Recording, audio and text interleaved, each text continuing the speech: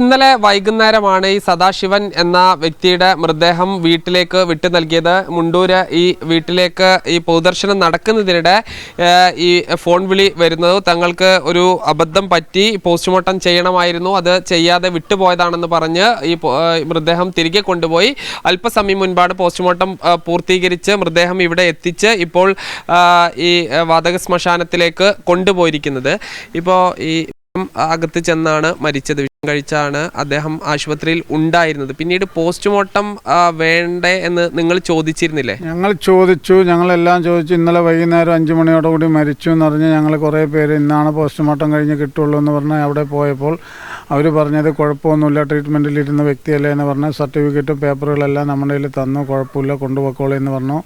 Ambulance വിളിക്കാൻ പറഞ്ഞു, ambulance വിളിച്ചു, കൊണ്ടുവന്ന് ഞങ്ങളിവിടെ എല്ലാം വെച്ച് ഫ്രീസറെല്ലാം കൊണ്ടുവന്ന് നാളെ രാവിലെ 11 മണി 10 മണി 9 മണി 10 മണി 11 മണിൻ്റെ ഉള്ളിൽ എടുത്തിട്ട് ശ്മശാനത്തിൽ കൊണ്ടുപോകാമെന്ന് പറഞ്ഞ് എല്ലാം ഓർഡർ ചെയ്ത് 11 മണിക്ക് ഓർഡർ ചെയ്തതാണ്.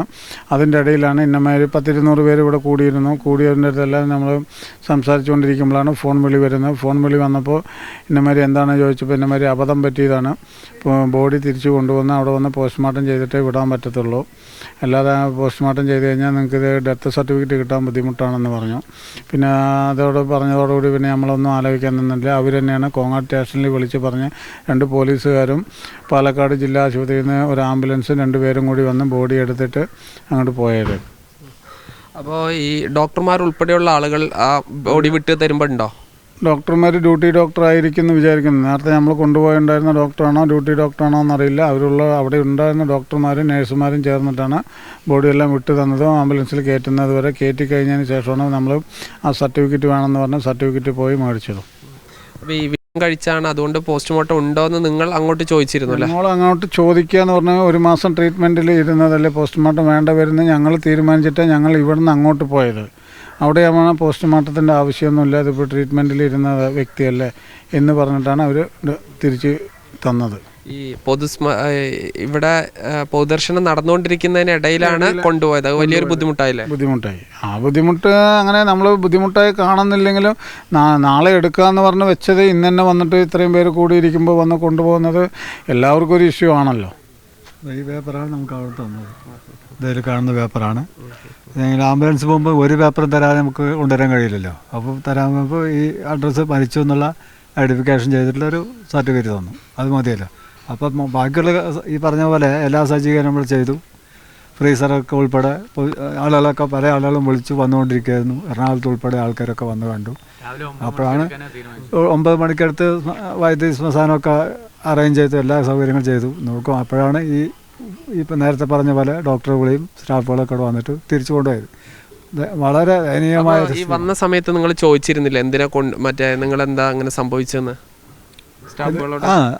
അവരുടെ അടുത്ത് ഞങ്ങൾ ചോദിച്ചപ്പോൾ പറഞ്ഞ വാക്ക് അവർക്കൊരു അബദ്ധം പറ്റിയതാണ്. അവർ ഇതിന് ഡ്യൂട്ടി ഡോക്ടറായിരിക്കാം, ഡോക്ടർമാരിന് അവരിൻ്റെ ഒരു അബദ്ധം പറ്റിയതുകൊണ്ടാണ്. അപ്പോൾ അത് കൊണ്ടുപോയിട്ട് നാളെ പോസ്റ്റ്മോർട്ടം കഴിഞ്ഞിട്ട് വിട്ടു തരും. അപ്പോൾ അവർ തന്നെ വന്ന് അവർ തന്നെ കൊണ്ടുപോകും. അത് കഴിഞ്ഞിട്ട് അതേ ആംബുലൻസിൽ തന്നെ കൊണ്ടുവിടാമെന്നെല്ലാം പറഞ്ഞിട്ടാണ് ഇതായിട്ട് പിരിഞ്ഞു പോയത്. കൊണ്ടുപോകാനുള്ള എക്സ്പെൻസും കൊണ്ടുവരുന്ന എക്സ്പെൻസൊക്കെ ഇപ്പോൾ അവർ തന്നെയാണ് ഏറ്റിരിക്കുന്നത്. ആശുപത്രി ഈ അധികൃതരാണ് ഇതിൻ്റെ ഉത്തരവാദിത്തമൊക്കെ അവർ തന്നെയാണ് ഇപ്പോൾ ഇവിടെ എത്തിച്ചിരിക്കും. ബോഡി ഞങ്ങൾ ഈ ചെലവെടുക്കാമെന്ന് പറഞ്ഞു. അവരെന്നെ ചെയ്തു.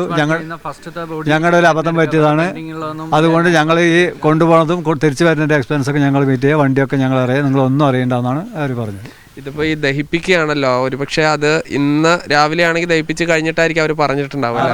അങ്ങനെ ഉണ്ടാവുള്ളൂ. ഇത് ന്യൂസിൽ കൂടെ അത് വെളിയിൽ വരേണ്ടത്. ഇപ്പോൾ നമ്മൾ കൊണ്ടുവന്ന് നമ്മളെല്ലാം സഹകരിച്ച് ഇവിടെ വെച്ചതിന് ശേഷം നമ്മൾ ശ്മശാനത്തിൽ കൊണ്ടുപോയി ഇത് കഴിച്ചിട്ടാണ് അവർ ഫോൺ ചെയ്തിട്ടുണ്ടെങ്കിൽ ഡെത്ത് സർട്ടിഫിക്കറ്റ് കിട്ടില്ല എന്നാണല്ലോ അവർ പറഞ്ഞതിൻ്റെ ഉദാഹരണം.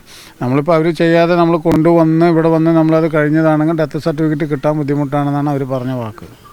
നിങ്ങൾ പരാതി കൊടുക്കുന്നുണ്ടോ? ഇല്ല, പരാതിക്ക് താല്പര്യമൊന്നും അങ്ങനെയില്ല. ഇതെല്ലാവരും ഒന്ന് അറിഞ്ഞിരിക്കണമല്ലോ. അത് ജിംസ്, എന്തായാലും കുടുംബം പരാതി നൽകുന്നില്ല, പക്ഷേ വലിയ ഒരു അബദ്ധമാണ്, ഒരു വീഴ്ചയാണ് ആശുപത്രിയുടെ ഭാഗത്തുനിന്ന് വന്നിരിക്കുന്നത്. ഇത് സംബന്ധിച്ച് അന്വേഷണം നടത്തുന്നുണ്ട് എന്നാണ് DMO ഉൾപ്പെടെ അറിയിക്കുന്നത്.